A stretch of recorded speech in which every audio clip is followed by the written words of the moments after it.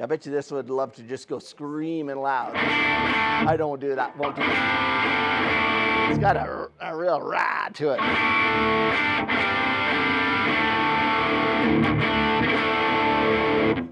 Let's pull that up.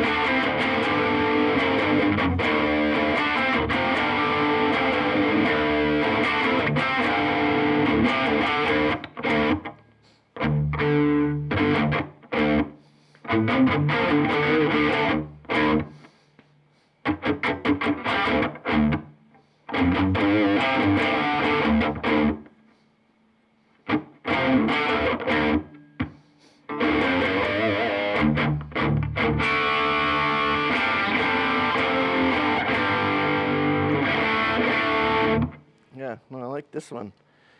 I love these shotgun shell caps. That's a cool idea. So 2 shotgun shells, 12 gauge, just the brass, and then the brass from looks like a 22 short. Yeah, that's cool.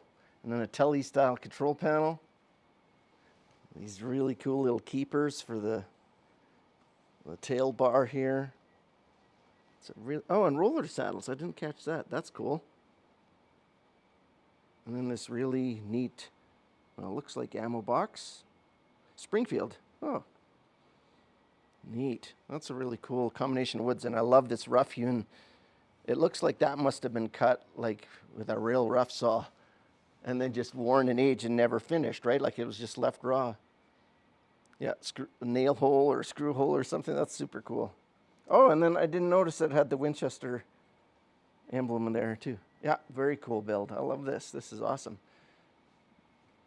My wife's looking at me like I shouldn't take it home. I won't. Yet. Yeah. He's pretty.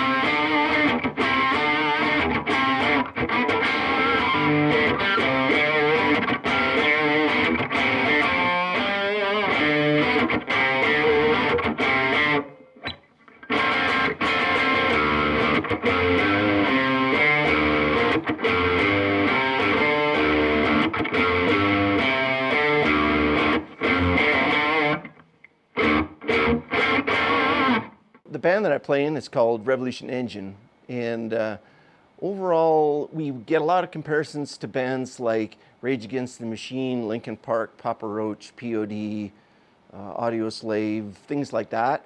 A lot of those bands have somewhat of a either party focus or a political focus.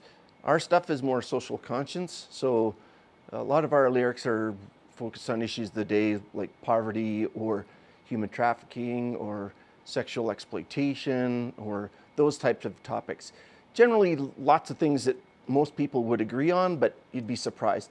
So certainly a big part of what we're trying to do is, rather than have a revolution of weapons, it's a revolution of love.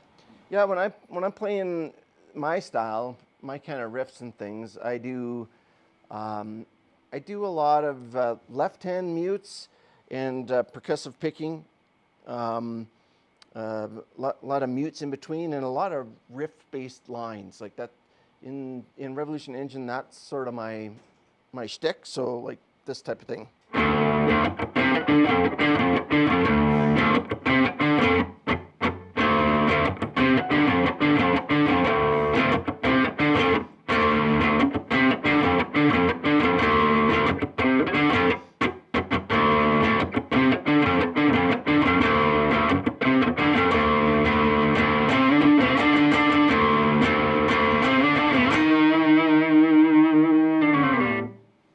Kind of thing. Now, when it comes to pickup selection, I vary things depending on how I want it to sound. Generally speaking, on just about any guitar, the neck pickup is going to have a bit throatier, fuller, beefy kind of sound, and if you turn down your volume a little bit, it creates kind of a neat, warm and thunky kind of sound. So if you're muting it, it's like that. If I go to the bridge, so it's a little scratchier. When I turn up the volume all the way.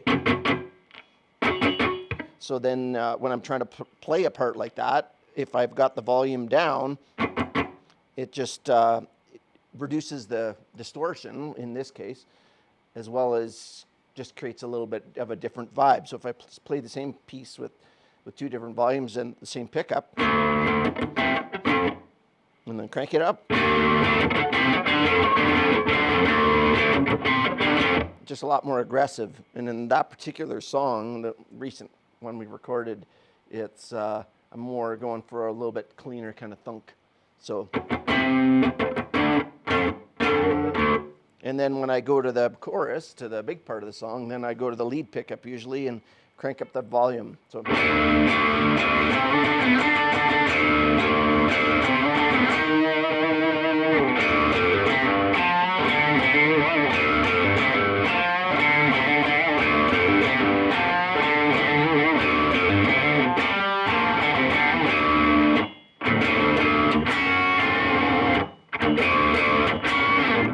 One exciting thing that we're working on, Brewster's Acoustics, Revolution Engine, the new vintage.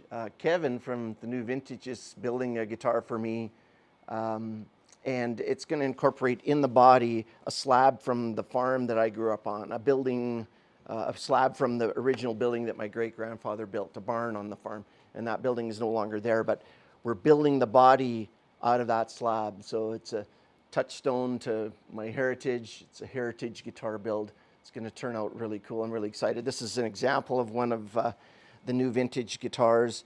You know, one of Kevin's big things is repurposing wood, you know, and so stitched together, things like that. Just really interesting materials. And then this guitar is hand-carved neck by him, so really cool concepts that fit this place we call Western Canada. Interesting thing about this guitar, it's actually similar to an approach that we're taking with my build, which, at least to some extent, the idea of where the controls are and stuff, it's going to be in a similar area. But the type of pickups that are going to be on my guitar are similar to the classic Fender Telecaster style. So this kind of ashtray-ish looking thing with the slanted pickup, and then this skinny pickup in the neck position. My guitar is going to have both those things in that way, and a three-way selector switch. So for me, that just is it's got a particular character to it. It's got a twang and a boing to the sound that I kind of dig. And so I'm hoping that my build is going to inspire some new songs. I'm sure it will. Any new guitar has special sounds, and that's what makes people resonate with a different guitar. So this particular one is, I picked it up because of that, because I kind of wanted to try it out, because it's somewhat connected to what I'm doing.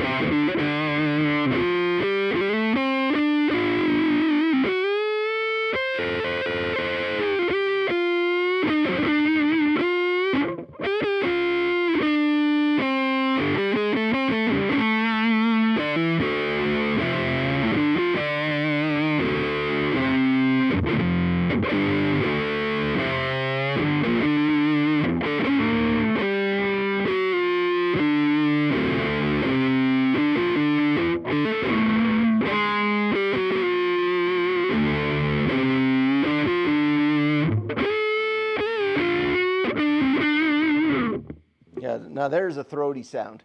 That's the neck pickup with the tone rolled off all the way. It's just.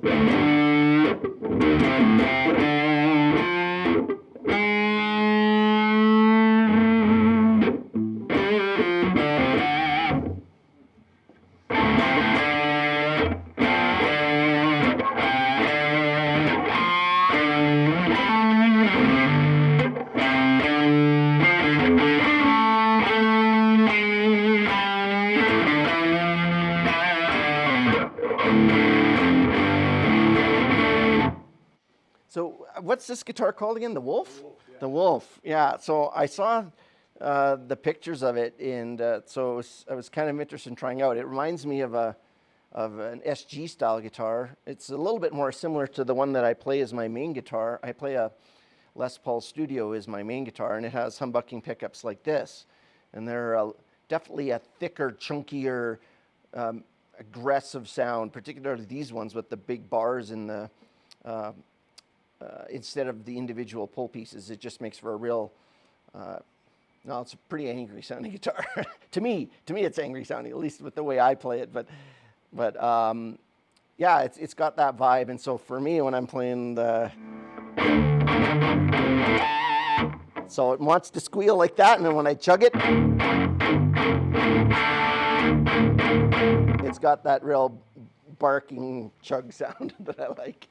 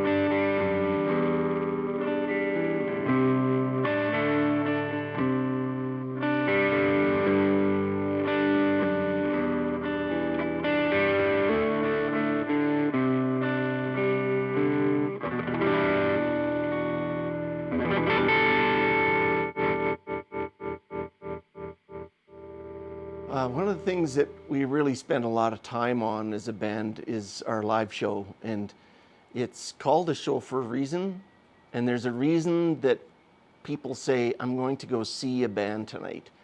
They're not going to go listen to a band tonight, they're going to see a band tonight. So what does that mean for you as a musician, as the performer? Well, your songs are supposed to be telling a story. Musically, they have movements to them. It's got an intro, it's got a verse, it's got a pre-chorus, it's got a chorus, it's got a bridge. All those pieces have dynamic ebb and flow, and what you do to perform on stage should do those same things. So just like with dynamics, you push forward, you play harder, you turn up the volume, you back up the volume in those dynamics. You should do the same thing with your performance. So we think of it as applying pressure. When you move forward on the stage, you're applying pressure.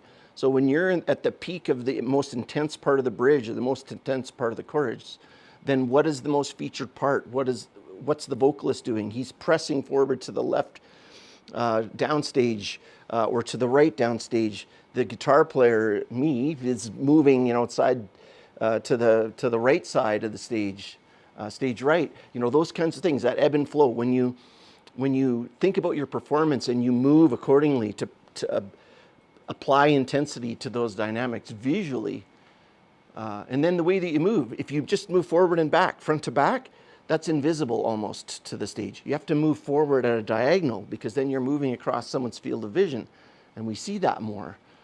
So all those things, stuff that most people don't think about, we've worked on in rehearsal and gone, okay, well, this is the bridge part, the guitar's doing this. Oh, the bass plays this really cool little run. He presses forward, I dump and go back to the drummer out of sight. All that kind of thing. That's all planned out so that it feels natural to us and then looks natural to everyone else.